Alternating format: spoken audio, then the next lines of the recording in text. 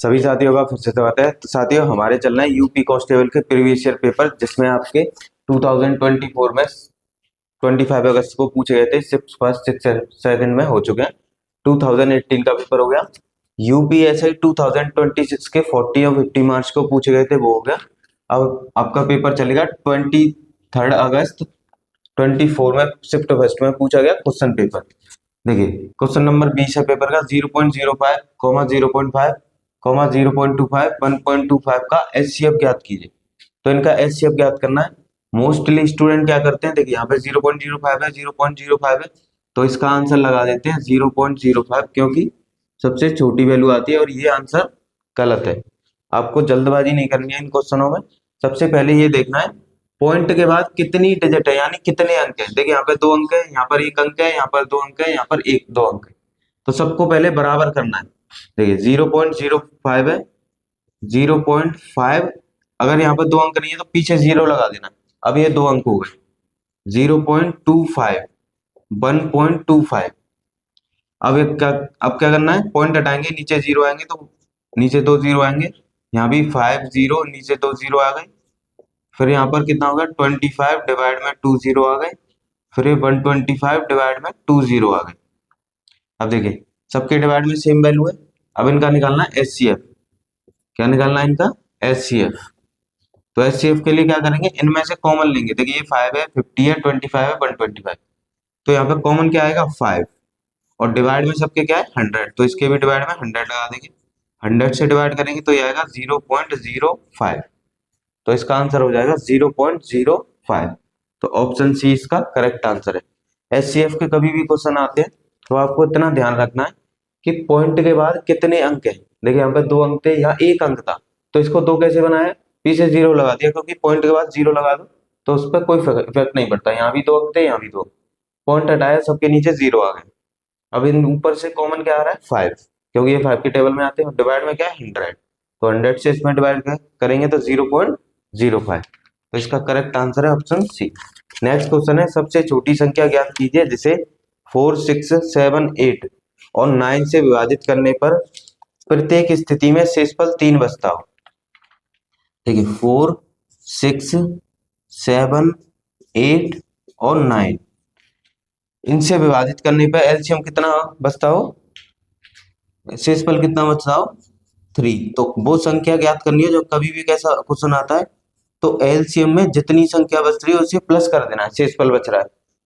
अब एलसीएम किसका लेना है, जिनसे विभाजित है, तो इनका लेंगे एलसीएम, यानी 4, 6, 8, 4, 9 का क्या लेना है, एलसीएम लेना है।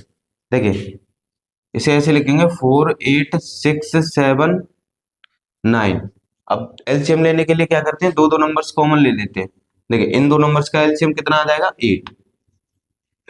इसके साथ आगे वाला नंबर लिखेंगे। अब देखिए इनमें से कॉमन क्या है, 2, तो यहाँ 4 बचेगा, यहाँ 3, इनका आपस में मल्टीप्लाई कर देंगे। 4 3 या 12, और 12 का 2 से करेंगे 24। इसके साथ लिख लेंगे 9, कॉमन लेते जाना है बस। अब इनमें से कॉमन क्या है, ये 3 के टेबल में आते हैं दोनों, तो ये 8 और ये 3। अब इन सबका फिर से मल्टीप्लाई कर देंगे। 3 3 जा 9 और 9 8 जा 72। अब देखिए इनमें से कॉमन कुछ नहीं आएगा तो इनका डायरेक्ट मल्टीप्लाई कर देंगे, तो डायरेक्ट मल्टीप्लाई करके आएगा 504। तो यहाँ पर इनका एलसीएम आ जाएगा 504। क्या करना है, दो कभी भी एलसीएम लेना है तो 2 नंबर्स का पेयर बनाते हैं। यहाँ पे 4 और 8 का पेयर बनाया तो इनका एलसीएम आया 8। फिर इसके साथ 6 लिखा, इनमें से कॉमन क्या था, 2। अब इस कॉमन लेके कितना बचा, 4 और 3, इनका कर लिया मल्टीप्लाई, 4 3 या 12, और जो कॉमन आया था उससे 12 3 या 24। फिर इसके साथ 9 लिख दिया, कोई भी नंबर लिख सकते हैं, तो 9 लिखा, इनमें से 3 कॉमन था, ये 8 टाइम गया और ये 3 टाइम। अब इनका मल्टीप्लाई कर लिया, 8 3 या 24, और 24 का 3 से किया 72। फिर उसके साथ बचा था 7 लिख लिया, और इनका मल्टीप्लाई करेंगे तो 504। जो भी एलसीएम आया उसमें जितना शेषफल था उसे प्लस कर देंगे तो वो संख्या आ जाएगी। तो संख्या कितनी हो गई, 507। तो इसका आंसर हो गया ऑप्शन सी। तो ऑप्शन सी करेक्ट आंसर है। कभी भी ऐसा क्वेश्चन आता है एलसीएम लेके जितना शेषफल बच रहा है उसे ऐड कर देते हैं और क्वेश्चन का आंसर इजीली आ जाएगा।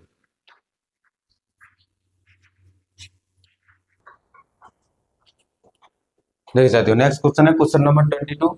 यदि 30 टेबलों का लागत मूल्य 40 टेबलों के विक्रय मूल्य के बराबर है तो हानि प्रतिशत क्या होगा। देखिए 30 टेबलों का लागत मूल्य यानी कि कॉस्ट प्राइस, लागत मूल्य को बोलते हैं सीपी यानी कॉस्ट प्राइस, 40 टेबलों के विक्रय मूल्य यानी सेलिंग प्राइस के इक्वल है। तो देखिए ये जीरो से जीरो कैंसिल हो गया, इधर हो गया सीपी, इधर डिवाइड में लाएंगे एसपी इजिकल टू, यहाँ बचेगा आपका 4 और डिवाइड में कितना 3। देखिए कितने का लॉस हुआ, कॉस्ट प्राइस आई 4 और सेलिंग प्राइस आई 3, यानी विक्रय मूल्य कितना, विक्रय मूल्य 3 है और क्रय मूल्य 4, तो कितने का लॉस हुआ, 1 का। 4 में लाए 3 में बेचा तो कितने का लॉस हो गया, 1 का। किस पर, 4 पर, यानी कि क्रय मूल्य पर। तो 4 को लिखेंगे डिवाइड में मल्टीप्लाई 100, 4 से डिवाइड करेंगे तो आ जाएगा 25%। तो कितने का लॉस हुआ, ऑप्शन ए 25% का। नेक्स्ट क्वेश्चन है 23, 12.5 यानी 12.5% की दर से एक धनराशि कितने समय में दुगनी हो जाएगी। कभी भी ऐसा क्वेश्चन आता है, आपको दर दियो, समय पूछा हो और दुगनी हो जाएगी, 4 गुनी हो जाएगी। तो देखिए इसका बेसिक मेथड क्या है, जो भी मूलधन है यानी ली गई राशि उसे हमेशा 100 मानना है। अब देखिए यहाँ पर कितने समय में दुगनी हो जाएगी, यानी धनराशि कितनी हो रही है, दुगनी, तो उसे बोलते हैं अमाउंट। देखिए प्रिंसिपल कितना है, मूलधन कितना है 100, अब इसका दुगना कर देंगे तो वो आ जाएगा अमाउंट, तो अमाउंट हो जाएगा 200 रुपए, दुगनी हो रही है ना। अब यहाँ से निकालेंगे ब्याज, तो अमाउंट का फॉर्मूला क्या होता है, प्रिंसिपल प्लस ब्याज इजिकल टू कितना हो गया 200, इसकी वैल्यू 100 है, तो यहाँ से ब्याज कितनी आ जाएगी 200 माइनस 100, तो ब्याज आ गई 100। अब यहाँ से ब्याज का फॉर्मूला लगाएंगे, ब्याज का फॉर्मूला क्या होता है, P into R into T, यानी कि principal into rate into time, मूलधन गुणा दर गुणा समय बट्टे 100। अब ये ब्याज कितनी है 100, इधर इसको मल्टीप्लाई में ले आएंगे तो ये हो जाएगा 100 डिवाइड, देखिए P को डिवाइड में लेके आएंगे और P की वैल्यू कितनी है 100 इंटू आर की वैल्यू कितनी है 12.5 इजिकल टू में कितना रह जाएगा T। अब इससे ये कैंसिल हो गया, यहाँ से पॉइंट हटाएंगे ऊपर जीरो आएगा, तो ये हो जाएगा 1000/125 और 125 से इसमें डिवाइड देंगे तो कितना आएगा 8। तो यहाँ पे कितने वर्ष में दोगुनी हो जाएगी, 8 वर्ष में। सिंपल सा क्वेश्चन होता है। देखिए इतना कुछ नहीं करना, ये सब समझाने के लिए था। कभी भी ऐसा क्वेश्चन आता है, इतने दर पर धनराशि 2 गुनी 3 गुनी 4 गुनी 5 गुनी कितने भी गुनी हो रही है, तो धनराशि को हमेशा 100 मानना है। अब 2 गुनी हो रही है तो उसका 2 गुना कर देना है, वो आ जाएगा आपका मिश्र धन। मिश्र धन में से मूलधन माइनस कर देंगे तो ब्याज आ जाएगी, ब्याज का सिंपल सा फॉर्मूला लगा देना है और टाइम कितना आ गया 8 वर्ष।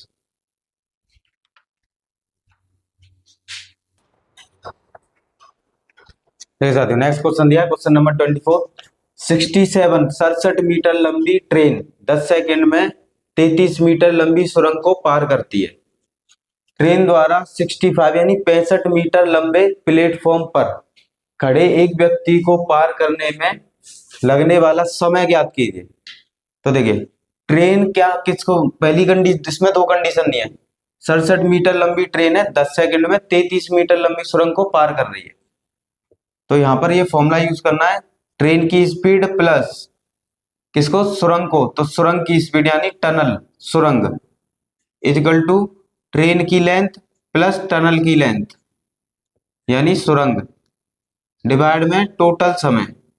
अब यहाँ पे स्पीड नहीं दी है तो यहाँ पे आएगी ट्रेन की स्पीड। अब टनल में यानी सुरंग तो वही रहती है, तो सुरंग की स्पीड हमेशा क्या होती है 0। लेंथ ऑफ ट्रेन यानी ट्रेन की लंबाई दी है 67 प्लस टनल की लंबाई दी है 33 डिवाइड में टाइम लग रहा है 10 सेकेंड, इनको प्लस करेंगे तो ये आएगा 100/10 और 10 से डिवाइड करेंगे तो ट्रेन की स्पीड कितनी आ जाएगी 10 मीटर पर सेकेंड, यहां से आ गई ट्रेन की स्पीड। अब दूसरी कंडीशन में देखिए, दूसरी कंडीशन ट्रेन द्वारा 65 मीटर लंबे प्लेटफॉर्म पर खड़े एक व्यक्ति को पार करने में कितना समय लगेगा, तो यहाँ पर आएगा ट्रेन की स्पीड प्लस प्लेटफॉर्म की स्पीड इजिकल टू ट्रेन की लेंथ प्लस प्लेटफॉर्म यानी जो व्यक्ति है, देखिए प्लेटफॉर्म की लेंथ और पर्सन की लेंथ डिवाइड में समय। पर्सन में कोई लेंथ नहीं होती, सिर्फ प्लेटफॉर्म की लेंथ आएगी, कितनी दी है 67। अब यहाँ पे ट्रेन की स्पीड, समय को ऊपर ले जाएंगे तो डिवाइड में आ जाएगी ट्रेन की स्पीड जो कि कितनी आई थी 10 और 10 से डिवाइड करेंगे तो कितना हो जाएगा 6.7 सेकेंड, यानी कि वो ट्रेन एक व्यक्ति को प्लेटफॉर्म पे खड़े व्यक्ति को कितने समय में पार कर लेगी? 6.7 में। ट्रेन एक दूसरे ऑब्जेक्ट को पार करती है या तो दूसरी ट्रेन को पार करेगी, कोई भी प्लेटफॉर्म हो या कुछ भी, तो उसके लिए यही फॉर्मूला यूज करना है, ट्रेन की स्पीड और जो दूसरे ऑब्जेक्ट को पार कर रही है इक्वल टू ट्रेन की लेंथ और दूसरे ऑब्जेक्ट की लेंथ। तो यहाँ पे देखिए 67 मीटर लंबी ट्रेन थी और 33 मीटर लंबी सुरंग को पार कर रही थी, दोनों को प्लस किया, समय लग रहा था 10 सेकंड, तो यहाँ से ट्रेन की स्पीड आ गई। फिर क्या, एक व्यक्ति प्लेटफॉर्म पे खड़ा था तो ट्रेन प्लेटफॉर्म पे खड़े व्यक्ति को पार कर रही थी, तो यहाँ पे ट्रेन की स्पीड, प्लेटफॉर्म की स्पीड और ट्रेन की प्लेटफॉर्म की लेंथ और पर्सन की लेंथ। अब प्लेटफॉर्म की लेंथ कितनी दी है? 65। देखिए यहाँ पर कितनी दी है? प्लेटफॉर्म ट्रेन की लेंथ कितनी दी है? 67 और पर्सन में कोई लेंथ नहीं होती। यहाँ पर आपको 65 जो दिया है वो प्लेटफॉर्म की लेंथ है, वो नहीं लेनी है। ट्रेन पार कर रही ना तो ट्रेन की लेंथ होगी 67 और पर्सन को पार कर रही है तो पर्सन जिसे पार करेगी उसी की लेंथ लेनी है और पर्सन में कोई लेंथ नहीं होती। और ट्रेन की स्पीड कितनी दी थी? 10 आई निकल के आई थी, तो आंसर कितना आ गया? 6.7। यहाँ पर ये प्लेटफॉर्म की जो लेंथ है वो नहीं लेनी है क्योंकि ट्रेन प्लेटफॉर्म को पार नहीं कर रही है, प्लेटफॉर्म के ऊपर जो व्यक्ति खड़ा है उसे पार कर रही है। नेक्स्ट क्वेश्चन है, दो प्रकार के चावल की दर 11 रुपए प्रति किलोग्राम और 21 रुपए प्रति किलोग्राम है। यदि 17 रुपए प्रति किलोग्राम की दर से एक मिश्रण प्राप्त करने के लिए दो प्रकार के चावलों का अनुपात क्या थी? मिक्सर और एलिगेशन का क्वेश्चन है। पहले दिया है 11 रुपए प्रति किलोग्राम, फिर दिया 21 रुपए प्रति किलोग्राम और इन दोनों को मिश्रण करके फिर कितने में बेच रहा है? 17 रुपए प्रति किलोग्राम। यहाँ से इधर से क्या करेंगे? इसे माइनस करेंगे। देखिए 17 में से 11 जाएगा, कितना बचेगा? 6 और इधर से इसको माइनस करेंगे, 21 में से 17 जाएगा, कितना बचेगा? 4। अब यहाँ पर इनका अनुपात निकालेंगे तो 2 से इसे कैंसिल करेंगे, ये 2 टाइम कैंसिल हो, 2 2 जा 4 और 2 3 जा 6, तो सिंपल सा कितना आंसर आ गया? 2:3। मिक्सर और एलिगेशन का क्वेश्चन है और ये आपके यूपी कांस्टेबल में ट्रेन और मिक्सर और एलिगेशन से एक ना एक क्वेश्चन रहता ही रहता है।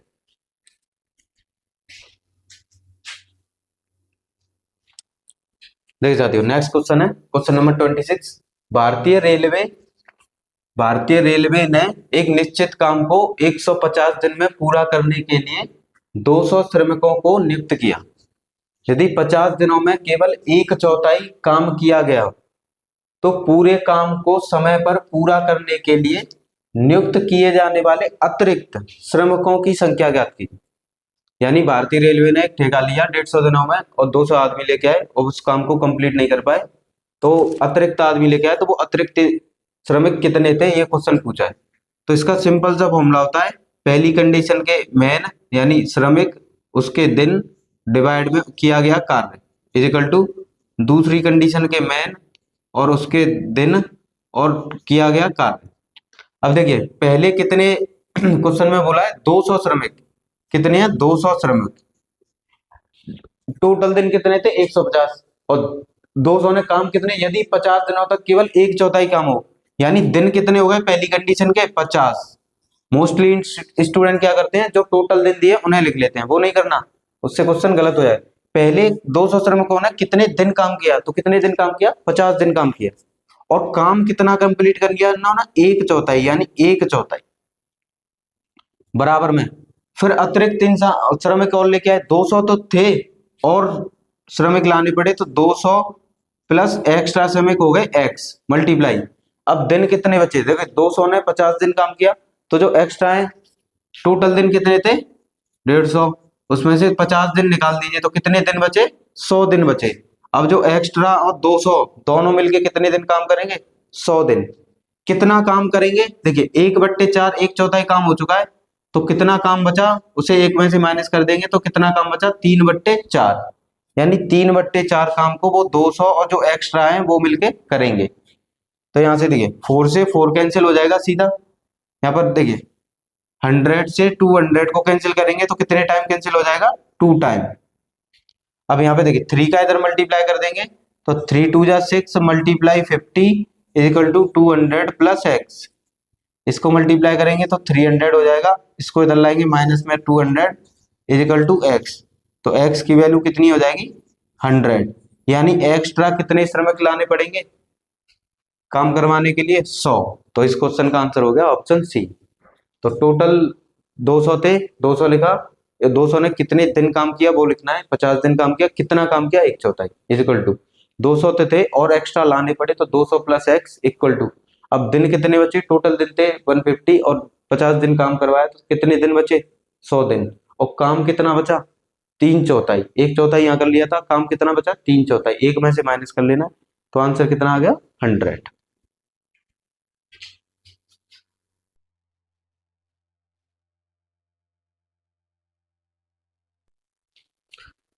नेक्स्ट क्वेश्चन है, देखिए साथियों, क्वेश्चन नंबर 27, 12 पुरुष और 18 महिलाएं एक काम को 10 दिनों में कर सकते हैं। 9 पुरुष और 18 महिलाएं उसी काम को 12 दिनों में कर सकते हैं।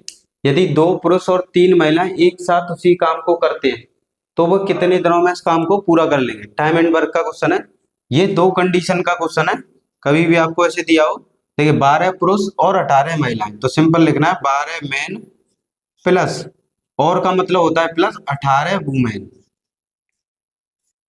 कितने दिन में काम कर रहे हैं, 10 दिनों में, इजिकल टू लगाना है। फिर दूसरी कंडीशन लिखनी है, फिर 9 पुरुष यानी 9 मैन प्लस, और का मतलब प्लस 18 महिलाएं, तो 18 वुमेन, और दिन कितने लग रहे हैं, 12। तो यहाँ से आपको रेशियो निकालना है मैन और वुमेन का। ठीक है, इसे कैंसिल करेंगे, 2 से ये 5 टाइम और 2 से इसे कैंसिल करेंगे 6 टाइम।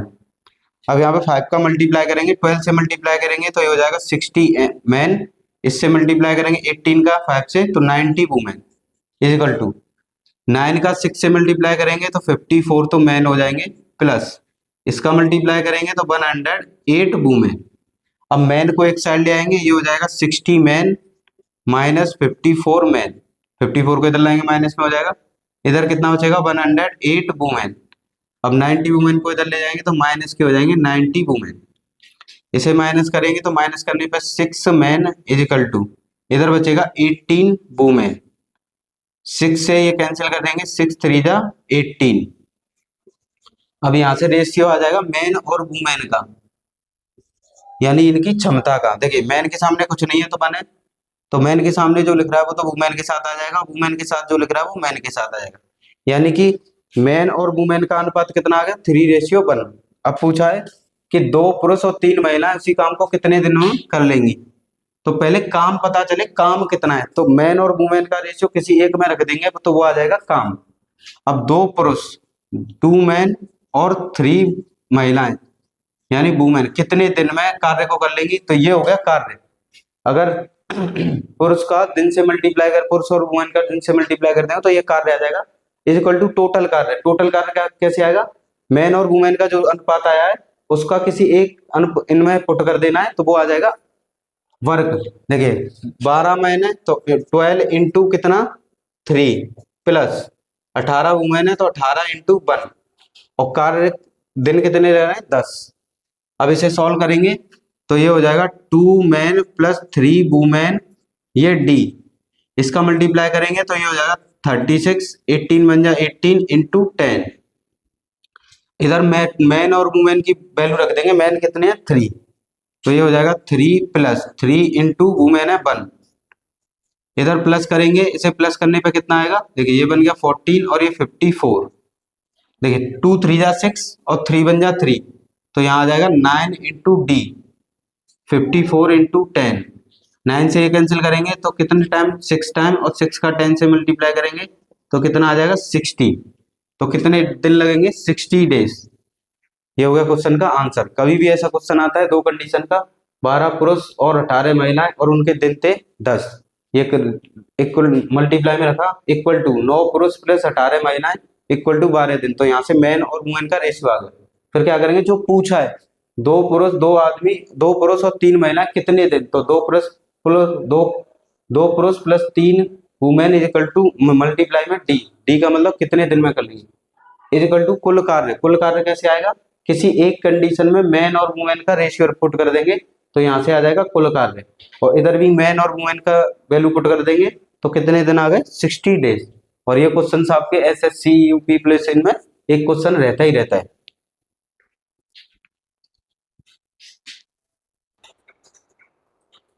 देखिए नेक्स्ट क्वेश्चन है, क्वेश्चन नंबर 28, 2 रेलगाड़ियां क्रमशः 59 किलोमीटर पर आवर और 32 किलोमीटर पर आवर की चाल से समान दिशाओं में चलती हैं, और तेजी से चलने वाली रेलगाड़ी धीमी गति से चलने वाली रेलगाड़ी में बैठे एक व्यक्ति को 16 सेकंड में पार करती है। तेज गति से चलने वाली रेलगाड़ी की लंबाई ज्ञात कीजिए। ठीक है, दो ट्रेन है और वो एक ही डायरेक्शन में जा रही है।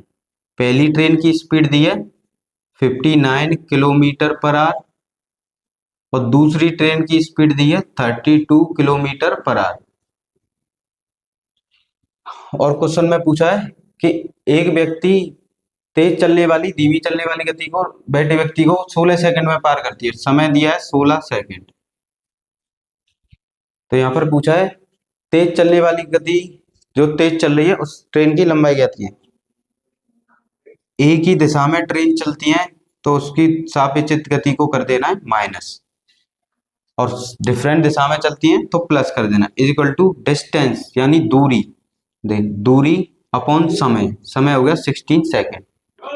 तो ये हो गया 59 माइनस 32 किलोमीटर पर आवर में। तो देखिए समय किस में दिया है, सेकंड में, और किलोमीटर पर आवर में दिया है तो इसे मीटर पर सेकंड में कर लेंगे तो 5/18 का सिंपल मल्टीप्लाई कर देना अगर आपको किलोमीटर पर आवर से मीटर पर सेकंड में चेंज करना है। इसमें से माइनस करेंगे तो माइनस करने पे ये कितना आएगा, देखिए ये हो गया 7 यानी 27, 5/18 डी 16 ऊपर मल्टीप्लाई में आ जाएगा तो 16 आ गया यहाँ पर। अब इसे कैंसिल करेंगे 3 से, देखिए 9 से ये 3 टाइम और 9 से ये 2 टाइम और 2 से 16 को कैंसिल करेंगे 8 टाइम। तो d इजिकल टू हो जाएगा, देखिए यहाँ कितना बचा 8 मल्टीप्लाई 3 मल्टीप्लाई 5, 8 मल्टीप्लाई 3 मल्टीप्लाई 5, इनका मल्टीप्लाई करेंगे तो ये आएगा 120 मीटर। तो रेलगाड़ी की लंबाई कितनी आ जाएगी, 120 मीटर। सिंपल सा क्वेश्चन है। जब एक ही दिशा में चलती हैं तो उनकी सापेक्षिक गति माइनस में लिखते हैं और डिफरेंट डायरेक्शन में चलती हैं तो उनकी सापेक्षिक गति प्लस में। तो पहली ट्रेन की गति में से दूसरी ट्रेन की गति माइनस कर दी। अब ये किलोमीटर पर आवर में थी, टाइम सेकंड में था, तो इसे मीटर पर सेकंड में चेंज करने के लिए 5/18 का मल्टीप्लाई कर दिया। किलोमीटर से मीटर पर सेकंड में करना है तो 5/18 का मल्टीप्लाई कर दिया। ये हो गई दूरी, ट्रेन की दूरी, और उसमें बैठा व्यक्ति, तो बैठे व्यक्ति में कोई दूरी नहीं होती, सिर्फ ट्रेन की दूरी लेंगे, मतलब लंबाई अपॉन टाइम। इसे सॉल्व किया तो कितना आंसर आ गया, 120 मीटर।